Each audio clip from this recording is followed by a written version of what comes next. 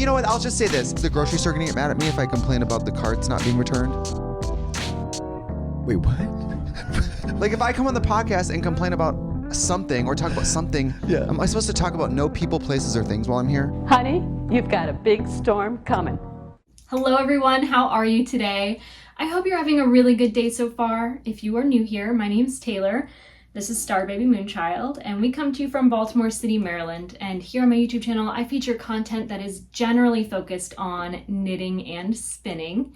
In this week's episode of what I call the Thread to Mend podcast, I'm going to share with you all my newest pattern release. This is the Better Waverly cardigan. If you are not new to my channel, you have heard a lot about this. I am not the type of knitwear designer to keep anything secret. I'm just an avid knitter, sometimes spinner, who really likes to create garments that fit me the way I want them to and build like an iconic lifetime wardrobe. So I made this cardigan to fill a gap in my wardrobe that would do exactly what I wanted, which is layer well over long sleeve pieces in the winter, fit me the way I like in the shoulders and the waist, and I will go into those details in a moment. But I knit this with yarn I picked up on sale during one of their closeout events. It is Brooklyn Tweed's Shelter in the caraway color. I don't know if it's still available for purchase, but I do love it. It's a marled yarn, so it's gray and like a mustard yellow, which gives a really nice sort of cool brown look. I really love knitting with woolen spun yarns, but the worsted weight yarn is a little heavy for my needs here in Maryland. So when I do knit with worsted weight yarn, I want it to be something that I'm gonna wear in the coldest season, and typically that is over top of other long sleeve things. So with that said, I like a really open sleeve, and I like a really open shoulder armpit area, because I can effortlessly layer things without having to awkwardly adjust even once. I kind of just throw it on and it's there and it works, and I like that. So this garment is constructed from the top down with raglan shoulder shaping. It's very subtle. Use just 1x1 rib in the cuffs. There's about 3 inches here and 5 inches at the bottom. And what's unique about this cardigan pattern, there's like so many raglan cardigans in the world. This is one I just really wanted for myself, and whenever I knit my own designs, I try to make them available to you all. It's really, I mean, it's a passion project of mine. I am not a full-time knitting person. I work a full-time job, and this is what I do for fun. I build spreadsheets and work numbers and do the math, and I've graded this pattern for 12 sizes. And the reason why is that I very often find myself between 2 sizes. And more often than I like, I want a particular amount of ease, and neither of the 2 sizes fit that amount of ease. It is sizes that are about 2 to 3 inches apart, that hopefully every individual person is able to find a exact instruction for the exact size they want, or a size within 2 inches. I graded it in 12 sizes. It should fit anyone from like a bust of 32 inches up to like 60 with about 10 inches of ease, more or less, whichever you prefer. So it is size inclusive, and I do give little blurbs with tips throughout if you need to modify this or that. So this is just another raglan pattern of mine, but it fits differently than the other 2. I think there's only 2. 3? Just 2. Well, it's my 3rd cardigan. Anyway, so it is worked from the top down, as I said. And then once you join the front and the back, there's just some shaping to close up those bottom holes that tend to occur when you do that in knitting. Oh, I'm so sorry. But then the sleeve is worked without much shaping at all. And then you do some decreases for the cuff to get a nice little puff sleeve. 3 inches of 1x1 rib there. And at the side body, there is a lot of decreases worked to bring in what is a very wide bust with a lot of ease to a waist that is still with positive ease, but a smaller ratio of positive ease. So you could you could knit this pattern based on the bust you want, and you can reference the waist and either omit waist shaping if that's something you prefer, or you can knit it according to the pattern and have it fit you the way it's intended to. So it's, as far as I'm concerned, once you join the front and the back and you're on the body and you have those instructions, you could choose your own adventure if you wanted to. I chose to knit this with 5 inches of ribbing at the bottom, and once you get to the ribbing, it's just straight work.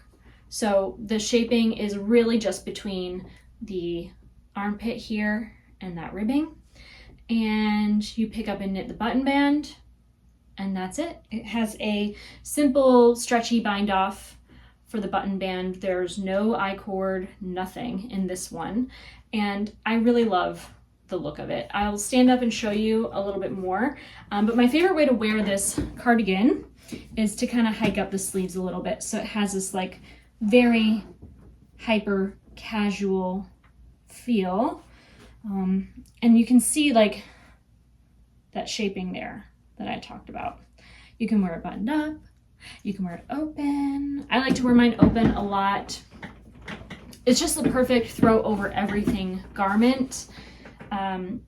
And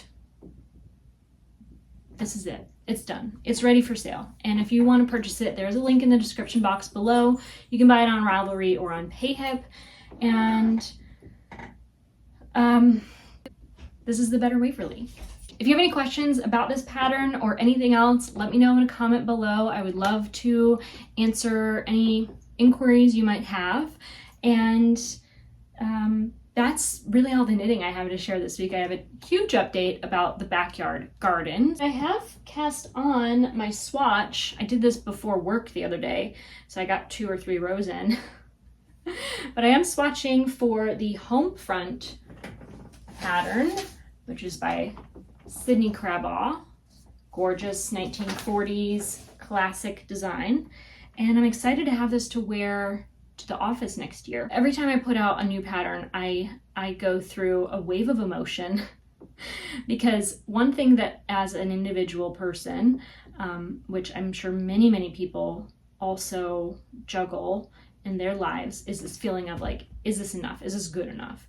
And I've been going through certain challenges in life that make me feel like nothing I do is ever going to be enough. Nothing I do is worthy of any sort of mutual respect. As much as I want to provide a coherent podcast, I am finding it increasingly, I dropped a stitch, increasingly difficult to communicate coherently while I sweat in a worsted weight woolen spun wool garment in the month of August. I don't know about you, but I am excited for the NFL preseason. There are a bunch of games today. I think a couple more tomorrow. I'm excited to watch those.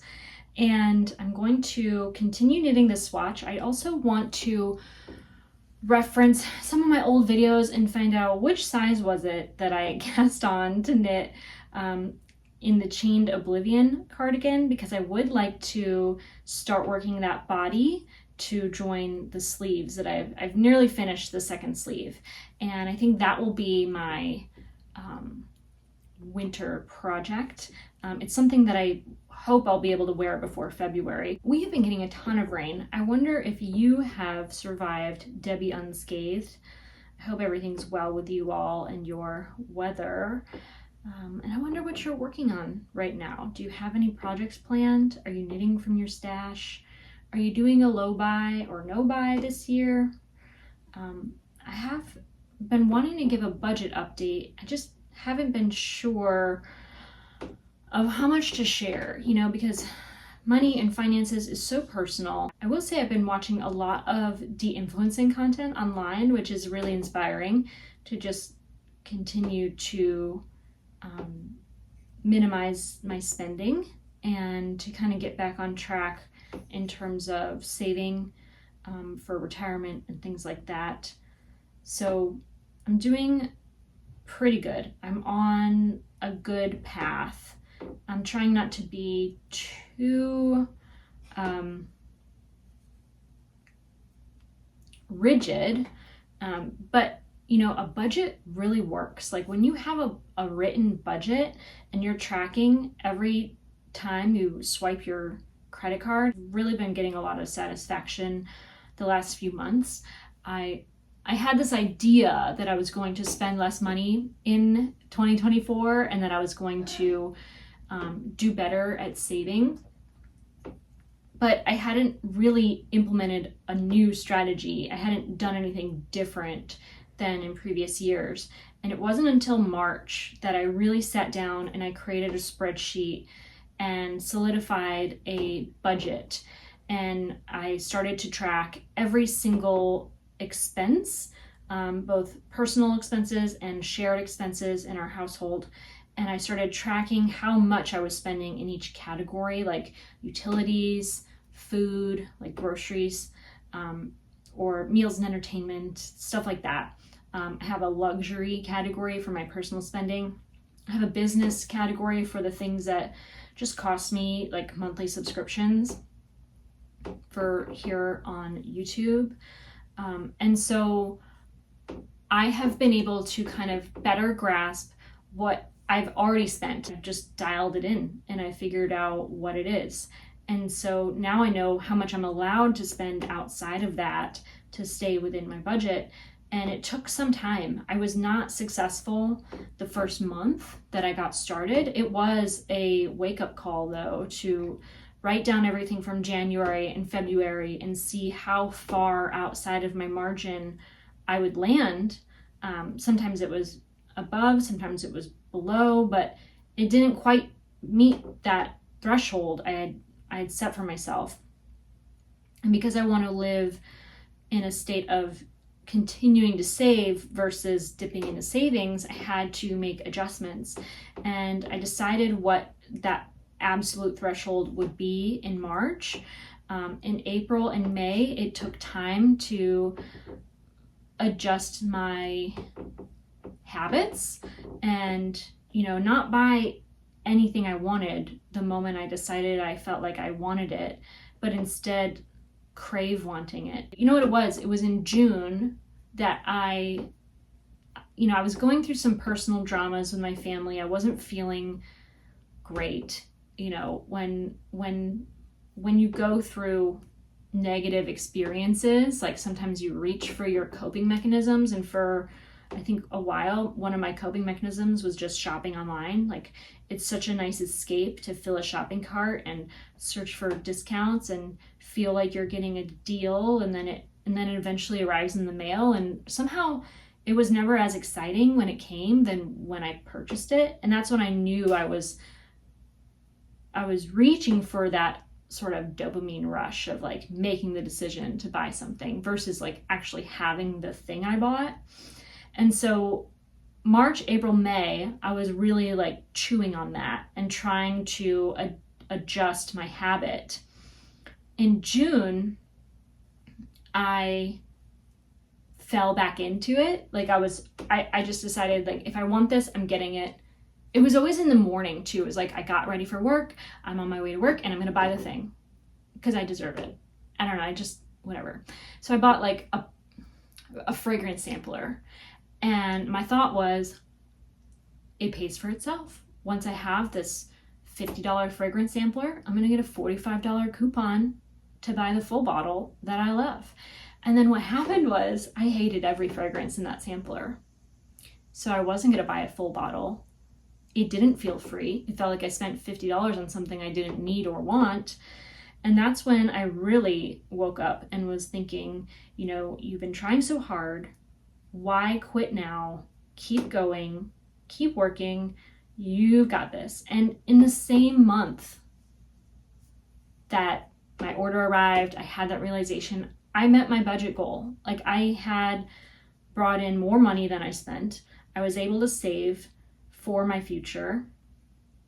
And I feel like I did it. I feel like I finally had not just a wake-up call and a realization, but I implemented a new strategy that got me where I want to be going. And every day, every month is still going to be a process of getting where I want to go. But I'm making it enjoyable, and I'm not beating myself up over every single thing I buy, but I'm highly cognizant of what I do purchase and why I'm purchasing it and whether I need it or want it or both. I'm seeing how difficult it can be to turn back time and change things. You can't, it's too late to change. So I'm trying to avoid the pitfalls of my future and prepare now for what might come later. And I feel like I've been successful. The first month I've been successful, and hopefully August, September, it'll just continue from there. And so I haven't, I've talked a lot on my channel about no buys and low buys. I would still pick up a sweater quantity each year or so and knit it right away, but that didn't allow me to continue knitting my stash so much. I would buy little yarn and then I would knit with that little yarn, and I just don't have the time to buy more, knit more, and knit all that I've accumulated. And so even though I thought I was doing better with my spending by not buying yarn and fiber, I found that I was just buying more things in different categories of my life. I realized that I had shifted from one thing into another, and I was under this delusion that I was being more fiscally responsible. It just feels very good to have a budget. And so when unexpected things arise, I can afford it. I have had to set boundaries though, and it's difficult when you are in a family with people that lack boundaries or mutual respect. It's like impossible to please them. And I'm really struggling in my personal life with my family right now. Things are not easy for them, and I don't know how to help because, you have to have some. I think it's every person's individual responsibility to accept what they're willing to accept and shut down what is unacceptable. And just to be honest, like the way I'm spoken to and treated as a person, it's like, it makes me feel sick, and it makes me very sad to listen to my mom speak to me the way she does. And I want to help her, but I feel like you also have to deserve assistance. Like you can't treat people horribly and expect them to bail you out. I just feel like that's incredibly unfair, and I don't want to be treated that way, and I don't want to be spoken to that way, and I refuse to accept it. I just can't. And it's difficult to set a boundary with someone who you feel terribly for. Like I genuinely have compassion for her, but there's just so many instances where she has refused to not just help herself through her issues, but shown disrespect and disregard for anyone trying to help herself. So it's just difficult right now. I don't know what to do. I feel like nothing I do is enough. And it makes days like today that should feel like a really happy, exciting day where I put this pattern out into the world. And it puts a huge cloud over me, because I feel like if nothing I do is enough for my parent, how could I be enough for anyone else? It's this toxic thought process where the bastards get you down and convince you of something that's untrue. Sharing this because it weighs very heavily on my mind, and I hope that if you are going through something like this and you find this topic relatable, you feel less alone, because I very much feel very alone in my current situation. When she has her bad days, she will do and say any vindictive thing to cut me down. It makes life difficult for me to believe in myself when my own mother shows me that she doesn't believe in me, and takes the time and the energy to do that. You know, it's like you want to believe that your parents love you, but when they show you that they don't, how are you supposed to believe that you are, you know, worthy of the love and respect that you think you deserve? You know, it's just challenging. It's mentally and emotionally challenging to navigate a difficult relationship like that, because, you know, everyone has their own lived experience. And when I see people who are amazing mothers or have amazing mothers, I grieve not having that for myself. And I feel like I'm in and out of a constant state of grief. And I just want to be past it. I just want to move on. And I just want to be happy. And it feels like no matter how hard I work, something is going to come up and I'm just suffering. And it's, you know, I just have to be comfortable with suffering. Knitting is, it's helpful when you allow yourself to process, but if you're trying to avoid processing, knitting is really boring. It's a really boring task. But wow, I've knit so much since I started rambling to you about my problems in life. Whatever, I beat myself up about being more, doing better. And then when I am everything, I beat myself up for being too much. And like, I just don't want to do that. I need to be my own caretaker, and I think that I am. But it's hard to have to do that for yourself all the time. It's just exhausting. I'm just exhausted. Welcome to this week's garden tour. Thought I would start from the back this time because I always start from the front door. I have so much to do. Our grass is growing back a little bit, and this is a rather untouched area. You might recall I planted some tomatoes along the back fence. They did give some fruit, not a ton, and I don't know what I will do there next year. It would be nice to maybe have some beans or something that gives a little bit more than the tomatoes could. But I do need to flip my compost bin. I want to give a little more airflow to everything. It got a ton of rain, so I know it's not dry, but it could probably use a little aeration. This cucumber plant has been so happy. It does not want to be on this trellis. It feels like it's trying to jump up and over to the one next to it, which I do have a sufficient number of bean plants along one side, and the other I wish I had more growing. I had 2 cucumbers and one I just ripped out. It was not being productive, and this one too is a little less productive than I would like. Maybe I need to fertilize it, I don't know. But we have a few beans, lots of basil, and over here I did plant my potted heuchera into sort of the dead zones of that little heuchera drift. So that area is what it is. I'm going to lay down some mulch. I have a bag of mulch left over. I had over purchased some for the containers. So there's that. The raspberries, I actually need to pick some raspberries because they're putting on their second fruit. But they are always a mess. And I did start some seeds inside. I brought them out to harden off, and they just got so leggy. I think I'm going to abandon those and restart my seeds direct sown. But what is most exciting are my planter boxes, which are all in place. I did move the white echinacea into this container, and that strawberry I popped right in there, and I put more pink echinacea in the back of this container here. So hopefully they will do well.